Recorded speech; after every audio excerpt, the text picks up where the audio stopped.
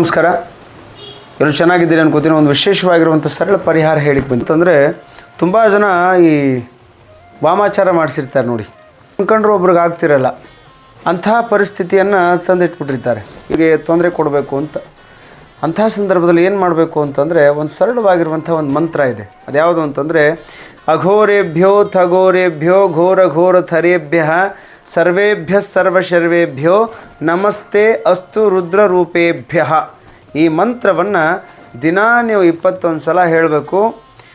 ಸಾಯಂಕಾಲ ಬೆಳಿಗ್ಗೆ, ಸಾಯಂಕಾಲ 6:30 7 ಗಂಟೆ ಒಳಗಡೆ, ಬೆಳಿಗ್ಗೆ 6 ಗಂಟೆ ಒಳಗಡೆ ಇದನ್ನು ನೀವು 5:30ಯಿಂದ 6 ಗಂಟೆ ಒಳಗಡೆ ಈ ಮಂತ್ರ ಹೇಳಬೇಕು.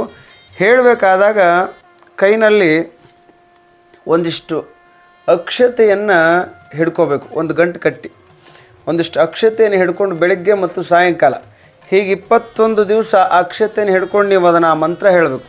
ಹೇಳಿ ಎಷ್ಟಾಗುತ್ತೆ ಅಷ್ಟು ಅಕ್ಷತೆಯನ್ನು ತೊಗೊಂಡು ಹೋಗಿ ದೇವಸ್ಥಾನಕ್ಕೆ ಕೊಟ್ಟು ಬರಬೇಕು. ಯಾವುದೇ ದೇವಸ್ಥಾನ ಆಗಲಿ ಹೋಗಿ ಕೊಟ್ಟು ಬಂದ್ರಿ ಅಂತಂದರೆ, ನಿಮ್ಗೆ ಏನಾದ್ರು ಮಾಡಿಸಿದರೆ, ವಾಮಾಚಾರ ಮಾಡಿದರೆ, ಮಾಟ ಮಾಡಿದರೆ ಅದು ಹೊರಟೋಗ್ಬಿಡುತ್ತೆ. ಅಷ್ಟು ಪವರ್ ಇದೆ ಈ ಒಂದು ಮಂತ್ರದಲ್ಲಿ ಮತ್ತು ಈ ಒಂದು ಅಕ್ಷತೆಯನ್ನು ನೀವು ದೇವಸ್ಥಾನಕ್ಕೆ ಕೊಡೋದ್ರಲ್ಲಿ. ಎಲ್ರಿಗೂ ಒಳ್ಳೆಯದಾಗಲಿ.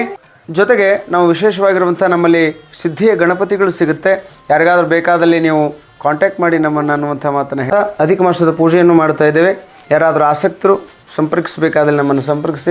ಎಲ್ಲರೂ ಈ ಪೂಜಾ ಕಾರ್ಯಕ್ರಮದಲ್ಲಿ ಭಾಗಿಗಳಾಗಿ ವಿಶೇಷ ಒಂದು ಪುಣ್ಯ ಫಲವನ್ನು ಪಡ್ಕೊಳ್ಳಿ ಅನ್ನುವಂಥ ಮಾತನ್ನು ಹೇಳ್ತಾ, ಎಲ್ಲರೂ ಒಳ್ಳೆಯದಾಗಲಿ.